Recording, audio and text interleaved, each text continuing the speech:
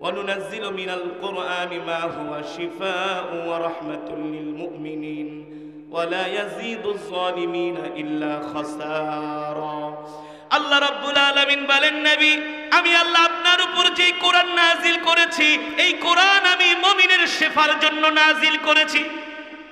ঠিক কিনা বলেন? এই কোরআন আল্লাহ তাআলা আমাদের মুক্তির জন্য নাজিল করেছেন। এই কোরআন আল্লাহ তাআলা আমাদের নবীর উপরে কোরআন নাজিল করেছেন আমাদের হেদায়েতের জন্য। ঠিক কিনা বলেন? আজকে সারা পৃথিবীতে আমরা মুসলমান মার খাই, আজকে সারা পৃথিবীতে আমরা মুসলমান নির্যাতিত, আজকে সারা পৃথিবীতে আমরা মুসলমান অবহেলিত জাতিতে পরিণত হয়েছি। আজকে আমরা কোরআন পড়ি না, আজকে আমরা কোরআনের আইন মানি না, আজকে আমরা কোরআনের শাসন কায়েম করার জন্য চেষ্টা করি না। ঠিক কিনা বলেন? অথচ আল্লাহ কোরআনে কি বলছেন? আল্লাহ তাআলা কোরআনের মধ্যে বলছেন, তোমরা যদি আমার জমিনের মধ্যে আমার কোরআনের শাসন প্রতিষ্ঠা করো, আমি আল্লাহ তোমাদের জন্য, আমি আল্লাহ মাটি ফেটে তোমাদের জন্য বরকত বের করে দিব। ওয়ালাউ আন্না আহলাল কুরা আমানু ওয়াত্তাকাউ লাফাতাহনা আলাইহিম বারাকাতিম মিনাস সামাই ওয়াল আরদ। আল্লাহু আকবার। আল্লাহ তাআলা বলে, যদি তোমরা আমার জমিনে আমার কোরআনের রাজ কায়েম করো, আমার কোরআনের শাসন প্রতিষ্ঠা করো। কিসের শাসন? জোরে বলেন, কিসের শাসন? এই কোরআন শুধু তেলাওয়াতের জন্য নাজিল হয় নাই। কথা বলে, এই কোরআন শুধু আমরা তেলাওয়াত করব এই জন্যই নাজিল হয় নাই। এই কোরআন দিয়া শুধু খতম পড়ব এই জন্য কোরআন নাজিল হয় নাই। এই কোরআন দিয়া শুধু ফু দিব, জারফুক করব এই কারণেই কোরআন নাজিল হয় নাই। এই কোরআন দিয়া মার্কেট উদ্বোধন করব এই কারণে কোরআন নাজিল হয় নাই। এই কোরআন দিয়া শুধু মহাসড়ক উদ্বোধন করব এই কারণেই কোরআন নাজিল হয় নাই। এই কোরআন দিয়া বছরে একদিন এক মাস খতমে তারাবি পড়ব এই কারণেই শুধু কোরআন নাজিল হয় নাই। কোরআন নাজিল হয়েছে, আল্লাহ তাআলা তার হাবিবকে ডাক দিয়া বলে, হাবিব আপনি মক্কার কাফেরদেরকে বলে দেন, আলা লাহুল খালকু ওয়াল আমর তাবারাকাল্লাহু রাব্বুল আলামিন। মক্কার কাফের আবু লাহাব, আবু জেহেল, ওলীদ ইবনে মুগিরা, উতবা, সাইবাদের সামনে বলে দেন, এ মক্কার কাফেরেরা শুনে রাখো, আমি মুহাম্মদ সাল্লাল্লাহু আলাইহি সাল্লাম ঘোষণা করতেছি আজ থেকে আসমান যার আইন চলবে তা। ঠিক কিনা বলেন? আসমান কার? জমিন কার? আল্লাহর জমিনে আল্লাহর কোরআনের আইন চলবে। ঠিক কিনা বলেন? এই কোরআন শুধু জারফুকের জন্য আল্লাহ নাজিল করে নাই। এই কোরআন শুধু মসজিদ মাদ্রাসার মধ্যে সীমাবদ্ধ রাখার কিতাব কোরআন নয়। হ্যাঁ, এই কোরআন দিয়া শুধু সুন্নতের খাতনায় দোয়া করবেন, বাপ মরে গেছে 40 দিন পরে 10 জন ইমাম দাওয়াত দিয়া 10টা গরু জবাই করায়া জনমের খাওয়ান খাওয়াইবেন 40টা। এই কারণে কোরআন নাজিল হয় না। প্রত্যেকটা মানুষকে আল্লাহর আদালতে জবাব দিতে হবে যে আমি তোদেরকে দুনিয়াতে পাঠাইছি কি শুধু গাঁজা খাওয়ার জন্য, ফেন্সিডিল খাওয়ার জন্য, চাঁদাবাজি করার জন্য, মাস্তানি করার জন্য, গান বাজনা, আইপিএল, বিপিএল, বিশ্বকাপ, ফুটবল, ক্রিকেট খেলার জন্য পাঠাইছি? কেউ বাঁচতে পারবো না, যুবক কেউ বাঁচতে পারবা না। এত সোজা না। তোমাকে আমাকে আল্লাহ দুনিয়াতে কেন পাঠাইছে? আল্লাহ তাআলা দায়িত্ব দিয়া পাঠাইছে। দায়িত্ব কি? কি জোরে বলুন, কি দিয়া পাঠিয়েছে? কুল্লুকুম রাঈন ওয়া কুল্লুকুম মাসউলুন আন রাইয়াতিহি। প্রত্যেকটা মানুষ যার যার জায়গা থেকে এক একজন দায়িত্বশীল। কথাটা বলে গেলাম, কেউ বাঁচতে পারবো না হাসরের ময়দানে। রব ধরে ধরে জিজ্ঞেস করবো দায়িত্ব পালন করছিলি কিনা। তোর পরিবারের দায়িত্ব পালন করছস, সন্তানের দায়িত্ব পালন করছস, সবার দায়িত্ব পালন করছস। আমি আল্লাহ যে তোদেরকে কিছু দায়িত্ব দিয়া পাঠাইছিলাম, আমার দায়িত্ব কি পালন করছস? আল্লাহ ধরবে। দায়িত্ব কি? আল্লাহর জমিনে আল্লাহর কোরআনের আইন প্রতিষ্ঠা করতে হবে। ঠিক কিনা বলেন? আল্লাহর জমিনে কোরআনের আইন বাস্তবায়ন করতে হবে। এই জন্য সকলকে মেহনত করতে হবে। এই মাহফিল তো তার মানে একটা সূচনা, একটা কি মানুষের মাঝে কোরআনের দাওয়াত পৌঁছে দেওয়ার একটা মাধ্যম। কিন্তু এই মাহফিল করে শুধু কোরআনের হক আদায় হবে না। হবে? এই ওয়াজ করে শুধু কোরআনের হক আদায় হবে না। কোরআনের হক সেই দিনই আদায় হবে যেই দিন সংসদ থেকে ঘোষণা হবে আজান দেওয়ার সাথে সাথে সব মুসলমানগুলো মসজিদে চলে যাবে, দোকানের শাটারগুলো বন্ধ হয়ে যাবে, সচিবালয় বন্ধ হয়ে যাবে, সংসদের অধিবেশন বন্ধ হয়ে যাবে, ঠিক কিনা বলেন? সেক্রেটারিয়েট বন্ধ হয়ে যাবে। যেই দিন আমরা এই আইন বাস্তবায়ন করতে পারবো সেই দিন কোরআনের হক আমরা আদায় করতে পারবো। রাসূলের হাদিস আমি বানায় বলি না, আমার তেলাওয়াত শুনলে অনেক এমপি মন্ত্রী অনেক প্রশাসনের লোকেরা হুজুর আপনার কেরাত শুনলে চোখ দিয়া পানি আয়া পড়ে, সারাদিন খালি শুনি কিন্তু হুজুর আপনার ওয়াজ অত ভালো লাগে না, আপনি শুধু কেরাতি পড়েন কেন হুজুর আপনি ওয়াজ করতে গেলে খালি গরম গরম কথা কন। কোরআন তেলাওয়াত তো আবু জেহেলও ভালোবাসতো, কথা বলে না কেন? আবু জেহেল ভালোবাসতো না? হ্যাঁ, কোরআনের তেলাওয়াত আবু জেহেলও ভালোবাসতো, আবু লাহাবও ভালোবাসতো। আল্লাহর নবী যখন বাইতুল্লাহ কোরআন পড়তেন, আবু জেহেল রাত্রবেলা শীতের দিনে 3টা বাজে, তোমরা তো 3টা বাজে ওইটা ক্রিকেট ফুটবল খেলা দেখো, ঠিক না? আর্জেন্টিনা ব্রাজিলের খেলা হইলে তো বাংলাদেশের মনে করেন ঘুম ঠুম সব বাদ, রাত 3টা বাজে ফোন দেয়, দোস্ত আয়া পড়িস কই, টিএসির মনে বড় পর্দা লাগাইছি, খেলা হয় সেই আর্জেন্টিনা ব্রাজিল আর পটকা ফোটে বাংলাদেশ, তাও রাত 3টা বাজে, ঠিক কিনা বলেন? তোমরা তো 3টা বাজে ওইটা ফুটবল খেলা দেখো, আর মিস্টার আবু জেহেল রাত 3টা বাজে উঠছে, আল্লাহ নবী বাইতুল্লাহ তাহাজ্জুদে কোরআন পড়ে, নবীজির জবানের তেলাওয়াত শুনে। আবু জেহেল শীতের দিন 2টা কম্বল পেঁচায়া আবু জেহেল রওনা দিবে, পিছনের থেকে তার স্ত্রী উম্মে জামিল, মারাত্মক টাইপের মহিলা ছিল, নেত্রী টাইপের মহিলা আছে না, কিছু সামনে সামনে মিছিল করে আছে না, ওই টাইপের ছিল আবু জেহেলের স্ত্রী উম্মে জামিল। নাম কি? আরে কথা বলে না কেন? নাম কি? উম্মে জামিল। আবু জেহেল ঘরের দরজা খুলতে লইছে আর পিছন দিকটা খাপ করে ধরছে। আবু জেহেল বাজে রাত 3টা, কই যাও? কয় বেডি ঘুমা, ভালো কামে যাইতেছে। কোরআন শোনা তো ভালো কাজ, ঠিক না? কিন্তু আবু জেহেলি কিন্তু আবার দিনের বেলা আইন করছে কেউ মোহাম্মদের কোরআন শুনতে যেতে পারবে না।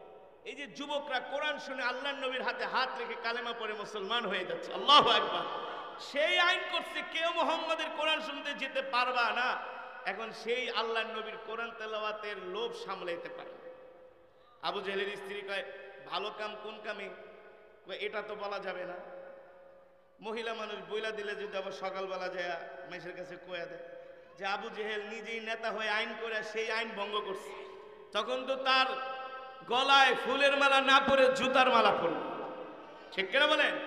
আবু জেহেলকে জ্বালাজালি করিস না, বেটি ঘুমা। না যেতে দিব না, না ঘুমাও আমি আসতেছি।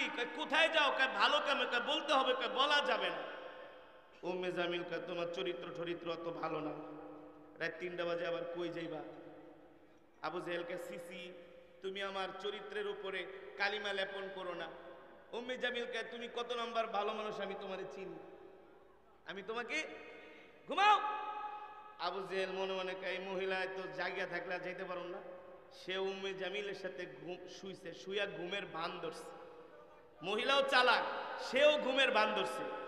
আবু জেহেল মনে করছে উম্মে জামিল ঘুমায় গেছে, চোরের মতো ওইটা ঘরের দরজাটা নকটা খোলার সাথে ঠাস করে একটা আওয়াজ হয়েছে। উম্মে জামিল জায়গাকে, আবু জেহেল তুমি আবার যাচ্ছ? কোথায় যাচ্ছ বলো? তোমাকে না বললাম যেতে পারবা না? বেটি ডিস্টার্ব করিস না, সময় শেষ হয়ে যেতেছে।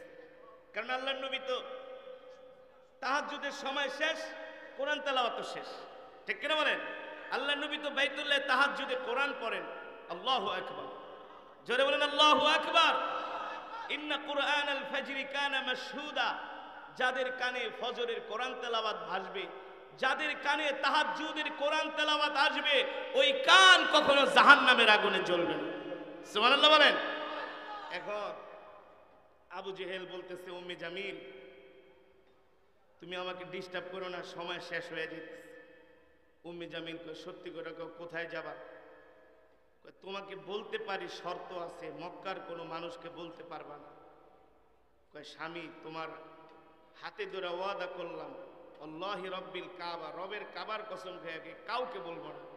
ওই কাবা শুধু মুসলমানের কাছে সম্মানের না, কাফেরদের কাছেও কি সম্মানের। তারা কাবা দিয়া শুধু কসম কাটতো, কাউকে বলবো না। আবু জেহেল কয় শোনো, ভাতিজা মোহাম্মদ কিন্তু এখন বাইতুল্লাহ কোরআন পড়তেছে, তার কোরআন না শুনলে কিন্তু আমার ঘুম আসে না। সুবহানাল্লাহ। উম্মি জামিল কয় তুমি একা যাইবা কা? আমিও তো মোহাম্মদের কোরআন শোনার ভক্ত, আমিও মোহাম্মদের কোরআন শোনার সাল্লাল্লাহু আলাইহি ওয়াসাল্লাম। আল্লাহু আকবার। এবার উম্মে জামিল বলে আবু জেহেল আমাকেও নিয়ে যাও। আবু জেহেল বলে না আমি যাই, একা যাই, যদি মানুষ জানে তুমিও আমার সাথে গেছো তাহলে তো আমার নেতাগিরি থাকবে না, ঠিক কিনা বলেন? উম্মে জামিল কয় শোনো, আমার কাছে বুদ্ধি আছে, আমি এমন করে কম্বল দিয়ে আমার চেহারা ঢাকবো, চোখ ঢাকবো, মুখ ঢাকবো, কেউ আমাকে চিনবে না। সুবহানাল্লাহ বলে, কেউ আমাকে চিনবে না।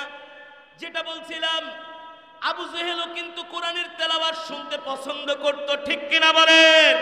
কিন্তু কোরআনের কথাগুলো মানতে চাইতো না, ঠিক না? শুধু কোরআনের তেলাওয়াত শুনলেই হবে না, কোরআনের কথাগুলো বাস্তব জীবনে আমল করতে হবে, ঠিক কিনা বলেন? কোরআনের কথাগুলো বাস্তব জীবনে আমল করতে হবে। আল্লাহর জমিনে আল্লাহর কোরআনের রাজ কায়েম করতে হবে। আল্লাহু আকবার। এই যে আমি মাগরিবের পরে তেলাওয়াত শুরু করলাম, অনেক মুসলমান যুবকরা দৌড়ায় দৌড়ায় কোরআনের মজমায় আসছে, ঠিক কিনা বলেন? আপনারা কোরআনের মহব্বতে আসছেন, কোরআনের ভালোবাসায় আসছেন। কোরআনের সুর শুনে আর ঘরে থাকতে পারেন নাই, বাসায় থাকতে পারেন নাই, দোকানে থাকতে পারেন নাই, কোরআনের মহব্বতে দৌড়ায় দৌড়ায় কোরআনের মজমায় আসছেন। আল্লাহর নবী বলেন আল কোরআন হুজ্জাতুল লাকা ওয়া আলাইকা। যারা দুনিয়ার জমিনে আল্লাহর কোরআনকে মহব্বত করবে, আল্লাহর কোরআন তাদের জন্য হাসরের ময়দানে তাদের পক্ষে আল্লাহ তাআলার কাছে সুপারিশ করবে। কি করবে? সুপারিশ করবে, বলবে আল্লাহ আল্লাহ, আপনার এই বান্দা দুনিয়াতে কোরআনকে, আমি কোরআনকে ভালোবাসতো, মোহাব্বত করত, গভীর রজনীতে ঠান্ডা পানি দিয়া ওযু করে তাহাজ্জুদে দাঁড়ায় দাঁড়ায় কোরআন পড়ত। আল্লাহ সকালেও কোরআন পড়তো, সন্ধ্যায়ও কোরআন পড়তো।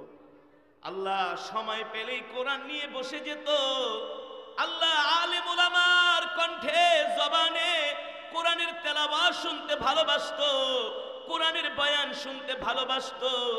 আল্লাহ আমি কোরআনের তেলাওয়াত শুনে আপনার এই বান্দার চোখ থেকে ঝরঝর করে পানি ঝরাইছে। আজকে আমি কোরআন তার পক্ষে আপনার কাছে সুপারিশ করতেছি, আপনি আপনার এই বান্দাকে জাহান্নামের আগুনে দিবেন না। আল্লাহ আপনি আপনার এই বান্দাকে জান্নাত দিয়ে দেন। সুবহানাল্লাহ। কোরআন এই দুনিয়াতে যারা কোরআনকে ভালোবাসবে তাদের পক্ষে হাসরের ময়দানে কোরআন সুপারিশ করবে। আর বিপরীতে আর বিপরীতে যারা কোরআনের বিরুদ্ধে বিরুদ্ধাচরণ করবে, কোরআনের তেলাওয়াতের মজমায় আসবে না, কোরআনের কথা শুনবে না, কোরআন অনুযায়ী আমল করবে না, ঠিক কিনা বলে? কোরআনের মজমার সামনে দিয়া যাবে, ঘাড় বেঁকা কইরা চায়ের দোকানে বৈশা বৈশা চা খাবে আর বাংলা সিনেমা দেখবে, আর বিড়ি টানবে, বিড়ি না, গল্প গুজব করবে। তার মানে তার কাছে কোরআনের তেলাওয়াতের, কোরআনের বয়ানের চাইতে চা খাওয়া আর বাংলা সিনেমাটা দেখাটা বেশি জরুরি মনে করেছে। বাংলা সিনেমা দেখাকে সে প্রাধান্য দিয়েছে, সিগারেট খাওয়াকে প্রাধান্য দিয়েছে, কোরআনের মজমায় আসে নাই, কোরআনের কথা শুনে নাই। এই কোরআন হাসরের ময়দানে আল্লাহর আদালতে তার বিরুদ্ধে মামলা দায়ের করবে। মামলা, আল্লাহ আমি কোরআন তার বিরুদ্ধে অভিযোগ করলাম, আপনি এই আপনার বান্দাকে জাহান্নামে দিয়া দেন, ঠিক কিনা বলেন? এই কারণে যারা দুনিয়াতে কোরআনের পক্ষে থাকবে, আল্লাহর কোরআনও তাদের পক্ষে হাসরের ময়দানে থাকবে। আল্লাহু আকবার, জোরে বলুন আল্লাহু আকবার। এই কোরআন যেমন আমার নবীর উপরে নাজিল হয়েছে, এই কোরআন যেমন আমার নবী নিজে তেলাওয়াত তেলাওয়াত করতেন, সব সময় আল্লাহর নবী কোরআন তেলাওয়াত করতেন। আল্লাহু আকবার। আল্লাহর নবী নামাজে দাঁড়ায়া দীর্ঘক্ষণ সময় বড় বড় সূরা দিয়ে আল্লাহর নবী তাহাজ্জুদের নামাজ পড়তেন। আল্লাহর নবী এমন বড় বড় সূরা দিয়ে, হাদিস শরীফের মধ্যে এসেছে, দীর্ঘ দীর্ঘ সূরা দিয়ে আল্লাহর নবী নামাজের মধ্যে তেলাওয়াত করতেন। আল্লাহু আকবার। নবীজি নিজেও যেমন তেলাওয়াত করতেন, আল্লাহর নবী অন্যের জবান থেকেও কোরআন শুনতে ভালোবাসতেন। অন্যের জবানেও কোরআন শুনতে ভালোবাসতেন। যেমন আমি কোরআন পড়েছি, আপনারা শুনেছেন, ঠিক না? আল্লাহর নবী নিজেও কোরআন পড়তেন, অন্যের জবানে কোরআন শুনতেন। সুবহানাল্লাহ। আল্লাহর পয়গম্বরের সাহাবীদের মধ্যে কয়েকজন সাহাবী ছিলেন। উবাই ইবনে কাব রাদিয়াল্লাহু তাআলা আনহু, আবু মুসা আশআরী, তারা ছিলেন কোরআনের কারি। আল্লাহর নবী তাদেরকে ডেকে ডেকে কোরআন শুনতেন। সুবহানাল্লাহ বলেন। হাদিস শরীফের মধ্যে এসেছে, আল্লাহর নবী মসজিদে নববীর পাশ দিয়ে হেঁটে যাচ্ছে, একজন সাহাবী কোরআনের কারি আবু মুসা আশআরী কোরআন পড়তেছে। আল্লাহর নবী সাহাবীর কোরআন তেলাওয়াতের আওয়াজ শুনে আল্লাহর নবী জায়গার মধ্যে দাঁড়ায় গেছে। সাথে ছিলেন আল্লাহর নবীর সাথে বড় বড় সাহাবীরা, জলিল ও কদর সাহাবীরা ছিলেন আল্লাহর নবীর সাথে। আল্লাহর নবী সব সাহাবীদেরকে বলল, তোমরা দাঁড়াও, আমার সাহাবী কোরআন পড়তেছে, আমার সাহাবীর তেলাওয়াত আমরা শ্রবণ করব। আল্লাহু আকবার। যার উপরে কোরআন নাজিল হয়েছে তিনি দাঁড়ায় দাঁড়ায় কোরআন শুনতেছে। সুবহানাল্লাহ বলেন। আল্লাহর নবী তেলাওয়াত শুনে জিজ্ঞেস করলেন, এত সুন্দর করে কে কোরআন পড়ে? সাহাবায়ে কেরাম বললেন, ওগো আল্লাহর নবী, আপনার প্রিয় সাহাবী আবু মুসা আশআরী কোরআন পড়তেছে। তেলাওয়াত শেষ হয়ে গেল। আল্লাহর নবী সাহাবীর তেলাওয়াত শুনে নবীজির চোখ দিয়ে ঝরঝর করে পানি পড়তেছে। সুবহানাল্লাহ। তেলাওয়াত শেষ হওয়ার পরে সাহাবীকে ডাক দিল, যাও আমার প্রিয় সাহাবীকে ডেকে নিয়ে আসো। আল্লাহর নবী রাহমাতুল লিল আলামিন সাহাবী আবু মুসা আশআরীকে ডেকে আনা হলো। আল্লাহর নবী জিজ্ঞেস করলেন, তুমি কি এতক্ষণ পর্যন্ত কোরআন পড়তেছিলা? সাহাবী আবু মুসা আশআরী রাদিয়াল্লাহু তাআলা আনহু বলেন, ওগো আল্লাহর নবী, আল্লাহ তাআলা আপনার উপর যে কোরআন নাজিল করেছে, এতক্ষণ পর্যন্ত আমি সেই কোরআন তেলাওয়াত করতেছিলাম। সুবহানাল্লাহ। আল্লাহর নবী বলে, সাহাবী তুমি কি জানো, যতক্ষণ পর্যন্ত তুমি কোরআনুল কারীমের তেলাওয়াত করেছো, ততক্ষণ পর্যন্ত আমি দাঁড়িয়ে দাঁড়িয়ে তোমার তেলাওয়াত শ্রবণ করেছি। সাহাবী কান্না করে দিছে, ওগো নবীজি, আমি একটা ছোট মানুষ, আর আপনার উপরে কোরআন নাজিল হয়েছে, আপনি আমার তেলাওয়াত দাঁড়ায় দাঁড়ায় শুনছেন। সুবহানাল্লাহ বলেন। আমার নবী কত ভালো নবী ছিলেন, কত মজার নবী, কত দয়ার নবী, কত মায়ার নবী, ঠিক কিনা বলেন? একজন সাহাবী তেলাওয়াত করেছে, রাহমাতুল লিল আলামিন, দো জাহানের বাদশা, যার উপরে কোরআন নাজিল হয়েছে, যার হাতে থাকবে জান্নাতের চাবি, ঠিক কিনা বলেন? সেই রাহমাতুল লিল আলামিন দাঁড়ায় দাঁড়ায় সাহাবীর তেলাওয়াত শুনেছে। সাহাবী কান্না করে দিচ্ছে। আল্লাহর নবী ডাক দিয়ে বলে, লিমা তাবকি ইয়া সাহাবী, এ আবু মুসা তুই কান্দো কেন? তুমি কেন কান্দো সাহাবী? আবু মুসা আশআরী বলে, আল্লাহর নবী, আমি একটা ছোট মানুষ, আপনি আমার তেলাওয়াত দাঁড়ায় দাঁড়ায় শুনছেন, পৃথিবীতে এর চাইতে আমার কাছে আর কোনো খুশির খবর হতে পারে না। খুশির খবর হতে পারে না। আল্লাহর নবী বলে, সাহাবী তুমি কি জানো, এই যে এত সুন্দর করে তুমি কোরআন পড়তে পারো, এই জন্য আল্লাহ তাআলা তোমার জন্য কি পুরস্কার রেখেছেন? সাহাবী বলে, আল্লাহ রাসূলই ভালো জানেন। আল্লাহর নবী বলে, শোনো, তুমি যে এত সুন্দর করে কোরআন পড়ো, আল্লাহ তাআলা তোমার জন্য জান্নাত রেডি করে রেখেছে। জান্নাত রেডি করে রেখেছে। মান ক্বারাআল কুরআন ফাস্তাযহারাহু ফাআহাল্লা হালালাহু ওয়া হাররামা হারামাহু আদখালাহু আল্লাহুল জান্নাহ ওয়া শাফাআহু ফি কুল্লি আশারাতিন মিন আহলি বাইতিহি কুল্লুহুম ক্বাদ ওয়াজাবাত লাহুন নার। আল্লাহর নবী বলেন, কেউ যদি আল্লাহর কোরআন শিখে, আল্লাহর কোরআন শিখার পরে হারামকে হারাম মনে করে, হালালকে হালাল মনে করে, সমস্ত গুনাহ থেকে বেঁচে থাকে, তার ইন্তেকালের পরে আল্লাহ তাআলা তাকে জান্নাতে প্রবেশ করান। সুতরাং আমরা এই কোরআন শিখব। সামনে রমজান মাস আসছে, কোরআনের মাস, ঠিক কিনা বলেন? এখন থেকে পাড়ায় পাড়ায় মহল্লায় মহল্লায় মাহে রমজানের আগমনী বার্তা আমাদেরকে মানুষকে আমরা পৌঁছে দিব যে কোরআনের মাস আসতেছে। আমরা যারা কোরআন পড়তে পারি না আমরা কোরআন শিখবো, শিখবেন তো ইনশাআল্লাহ। শুধু একজন কারি সাহেবের জবানে কোরআন শুনা একটু মজা পাইলেন, ভাল লাগলো, এখানে